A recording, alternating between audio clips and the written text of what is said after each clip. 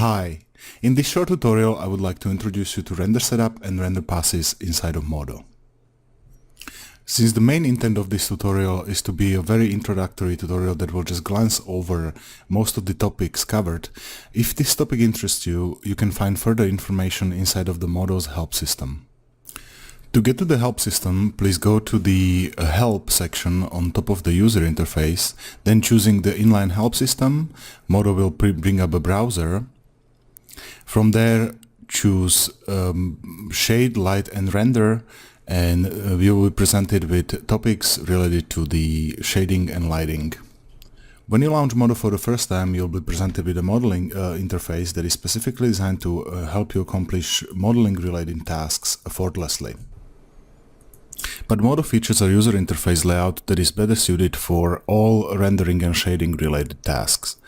To get to that user interface layout, all you have to do is go to the upper section of the user interface and choose Render from the available tabs. Here you will be presented with an interface layout that has the tools and editors that can speed up your rendering and shading workflow greatly. As you will become more familiar with the application, you can start using hotkeys such as Ctrl-Tab to quickly switch between various Modo's layouts. Before we go ahead and start actually shading our scene, let's take a quick look over the user interface itself. The top left section of the user interface occupies a render preview window that is giving you interactive feedback about the shading changes in your scene. Below this viewport you can find a timeline with the standard playback tools and a 3D viewport for quick camera adjustments. If you would like to focus your work only on a certain portion of your shading workflow, you can quickly toggle any viewport full screen by pressing numpad 0 and then toggle it back quickly. Next to the 3D viewports you can find the two data lists that you will be using probably the most often throughout your shading process, namely the item list and the shade tree, responsible for most of the shading operations. Next to these two editors you can find a property list where you can adjust properties of your render items, shaders, also properties of individual items. Here you can also create render passes, adjust them, create them and delete them. Excellent, so now that we feel familiar with the user interface, let's finally get to the actual rendering. Cool, so when you're starting out a new scene, it is generally a good idea to quickly go ahead and adjust the scene to match whatever your final resolution and whatever your final output should be. So all of that can be achieved on the render item right here, and this is like the master container of your scene that contains all the properties of your scene, such as the frame resolution, also the animation length. Then you can find general settings and global illumination settings on the item as well. Here you can also choose the camera that will be used to render the scene. So just to demonstrate this, I can change the render resolution to whatever suits my needs. So now let's have a look at the settings section. You can think of these settings as a general quality settings related to the way your image will be converted to pixels. So anti-aliasing controls the overall quality of the tracing of your edges and textures, and for the previewing I recommend to reduce the quality to bare minimum so you get most of your preview, and the preview samples the image and traces the image faster this way. This can be of course changed for the final output to much higher number. The anti-aliasing filter controls the general smoothness of the image, and we'll get to the details of this a little bit further. And underneath you can find the general settings controlling the quality of anti-aliasing and noise. Essentially you can use them to remove noise from your pictures. Below that you have a control over the shadows and also how far your reflection and diffraction will be traced. Here you can also find the quality controls over quality of your subdivision surfaces, and as well your displacement settings. Right below the settings section you can find a global illumination tab that allows you to quickly turn on a global illumination to simulate light scattering and light bouncing throughout your scene, and you can achieve more realistic results this way. So if I enable this, you'll see I immediately get color. Before we saw only the reflections. Modo features two types of global illumination, and that is brute force, Monte Carlo, which will just shoot the direct rays, producing fast, quite accurate results, but you need quite a lot of rays to make it clean. So if you combine it with irradiance caching, this will generally produce quite soothing and quite good looking results right off the bat without actually adjusting too many settings. Great new addition to Modo 7.1 was the environment importance sampling that allows you to sample your environment at much higher accuracy, achieving realistic sharp shadows even from your HDRI maps.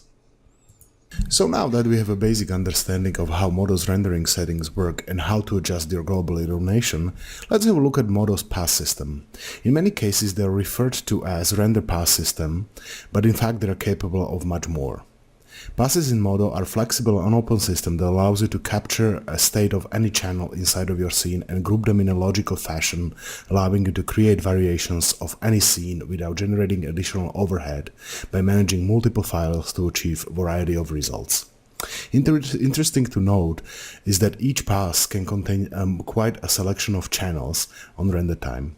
But enough of talk, and let's have a look at a few examples of what can be achieved by adding passes to your workflow.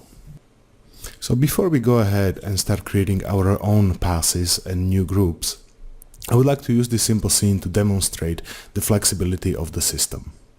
So if you look at this scene, it really contains very few objects: a cube, ground, one color texture, and then a group of passes called scene states, and passes themselves state 1, 2, and 3.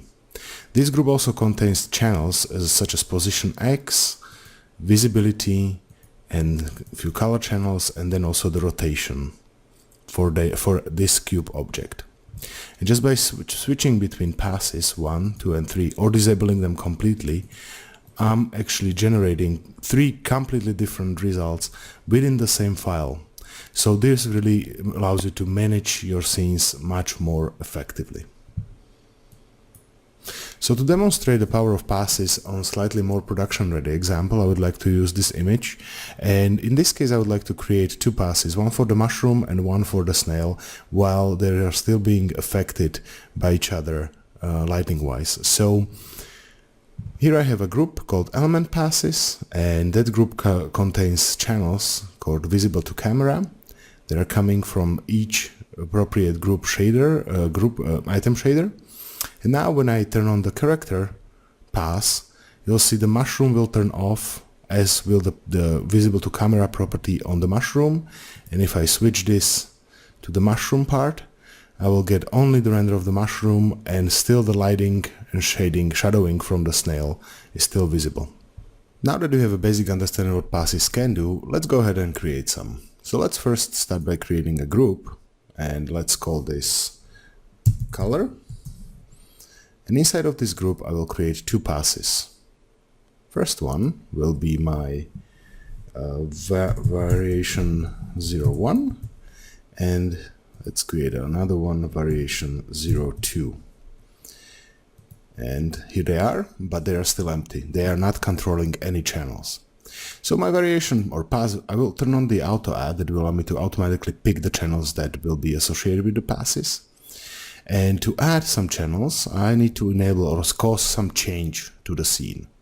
So let's go ahead and enable this layer or this texture, and if I hit apply, you'll see that the enable channel will be added to the group and will be controlled by the pass variation 01. If I switch back, the enable will turn off again. So now if I enable the other color variation and hit apply, it will be automatically added to the system because of this auto add button. And now I have 2 passes with 2 different variations.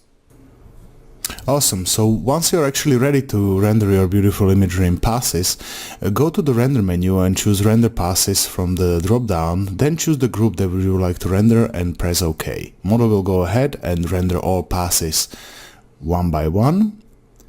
And once it's done, you will have not only access to individual passes, but also to the channels that Modo generated per each pass. So you can happily composite away inside of Nuke. All of this image data, of course, can be saved out either as individual images or multi-layered EXRs. Excellent! So we successfully gone through the basic render setting inside of Modo. Of course, there is much more that you can explore, techniques and settings that speed up your renders. In this case, I would like to recommend you a great rendering and shading tutorials by Richard Riords from Luxology website.